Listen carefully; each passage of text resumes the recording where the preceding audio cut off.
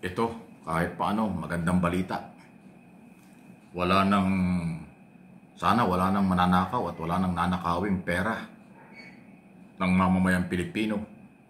Ang ating mga senador at mga congressman dito po sa tinatalakay na national budget for 2026 next year, next month na yan. Kasi ito yung tinitiyak ngayon ng Senado, especially ni Senador Sherwin Gatchalian, na siyang chairman ng Finance Committee, na wala ng insertion, okay?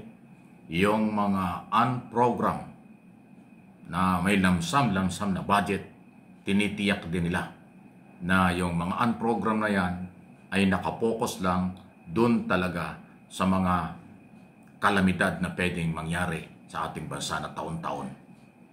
Okay? So kahit na unprogram, mayroon pa rin safeguard protection na tamang magagamit sa kalamidad lang, hindi sa kung ano-ano.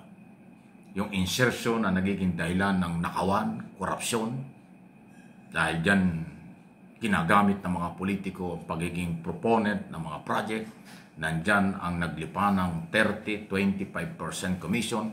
Yan ang tinitiyak ngayon dito ho sa bagong budget na pinag-uusapan, na hopefully matapos nila bago magpasko, kasi second reading pa lang sa Senado.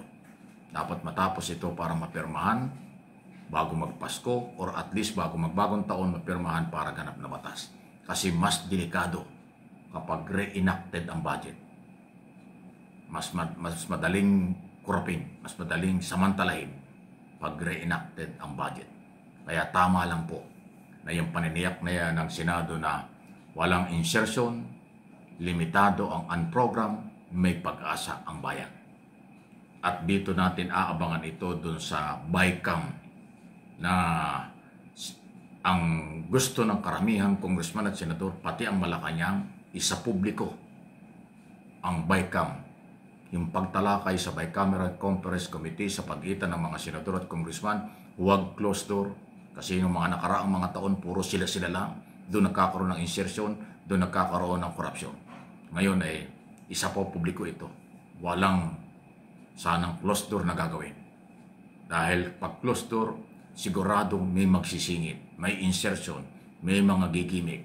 Pero kung live ito, nakikita ng publiko kung sino ang at ano ang tinatalakay, may iwasan ng korupsyon. Safeguard para hindi na maulit ang talamak ng grabing korupsyon sa dekada ng nakaraan every year sa national budget. Yan po ang kahit papaano magandang balita. Pero kahit yan ang balita, bantayan pa rin natin. Yan ang ating hamon at challenge sa ating mga kababayan. Magbantay tayo sa budget na ito. Dahil sila yung gumagawa, merong mga senador at congressman umaabuso, baka umabuso na naman. Kasi alam niyo itong korupsyon, sabi nga ng Pangulo, tama yung cancer na yan kung sasakit.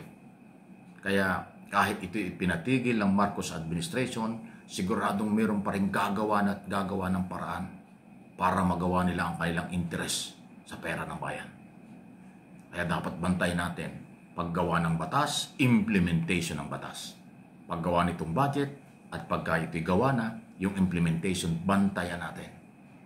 Itong korupsyon ito, hindi dapat ngayon lang gobyernong ito ilaban at labanan. Dapat sa susunod na mga taon at susunod na panahon, ipagpatuloy ang pagiging vigilant ng mamamayang Pilipino laban sa grabing korupsyon. Dahil kasi napakalaki ng nawawala. Marami nagkukunwaring matinong politiko. Marami nagkukunwari sila'y makabayan. Marami nagkukunwari sila'y may malasakit. At prinsipyo, wala yun. Hindi totoo yun. Pag nandyan na sila, nakapokus na sila kung paano magpayaman. Nakapokus na sila kung paano nakawin. Pag nakawan ng taong bayan, yung perang pinag-uusapan. Hindi ko nila lahat. Pero itong nangyaring napaka-controversial na grabing korupsyon, magising na tayo. Dapat gising na tayo. Nagawa nila yan noon, posibleng gawin ulit nila sa darating na araw pag nanahimik ang mga Pilipino. At pag nagkamali tayo ng ilalagay na Pangulo na kung sinong ipapalit natin kay Pangulong Marcos sa 2028 national at presidential election. Kaya tuloy-tuloy po ang pagiging vigilante. Pagiging vigilant sa pagmamahal sa bayan at salapi ng bayan. Mahirap pagkatiwalaan ng mga politiko. Hindi ko man nilalahat, pero marami talagang kawatan, abusado, nagkukunwaring makabayan lang. Pero pag nandyan na, surot, kalawang, anay ng lipunan at salapi ng bayan. Yung iba yan. Ano po inyo masasabi? Okay? Sige. Naku, eto. Baka magsalubong ang kilay ni Senador Marcoleta. Malabo pa raw sa sabaw ng pusit na maging state witness ang mga diskaya dito ho sa iskandalo ng graft in corruption. Yan ang paniniwala sa ngayon ng Department of Justice, pati na rin ang Independent Commission for Infrastructure at siyempre lalo ng Ombudsman.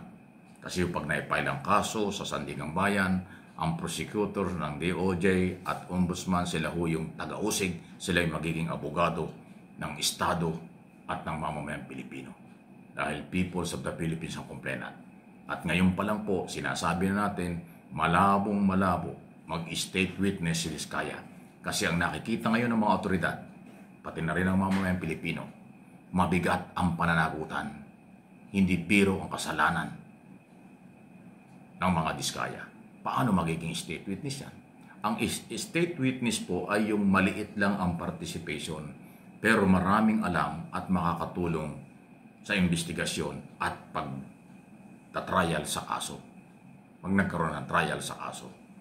State witness kasi ay dapat matibay na testigo laban sa mga kinasuhan at akusado. Pero maliit ang kaso. Pero kung pinaniniwala ang posibleng principal, posibleng may kinalamang napakalaki, at yun naman ang totoo kasi sa rangya ng buhay, sa tindi ng mga kayamanang na-display at na-recover ng gobyerno, paano magiging state witness? Naku, yun yung mapapansin, kaya nabanggit ko si Marcoleta, yan ang kanyang talagang dinidiin. Witness protection muna. Tapos, kung qualified, protection pa, state witness pa. At wala namang tatanggi sa pag-apply na yan eh. Kaya lang ho, pasintabi na. Si Marcoleta kasi masyadong lumantad. Masyadong nanindigan na pabor sa mga Diskaya. Kaya po, kahit anong pagdidinay niya, kahit anong sabihin niyang walang personal na kanyang pagtulong, ang taong bayan ay hindi ho maniwala. Lalo na nung lumabas na yung kanyang asawa, director pala ng insurance company na merong hawak sa mga negosyo ng Diskaya. So, dikit-dikit eh. Kaya kahit anong gawin na paglilinis ni Marcoleta, pinagdududahan siya. So, yan po yun. Iso lang, walang personalan. Nulitin ko ha, malabong malabo maging state witness ang Diskaya. Okay? At yun naman, humper ang binabanggit natin for 2026, meron ng safeguard. Meron tayong pag-asa. Wala ng insertion, limitado na ang program para hindi makorap ng mga abusado.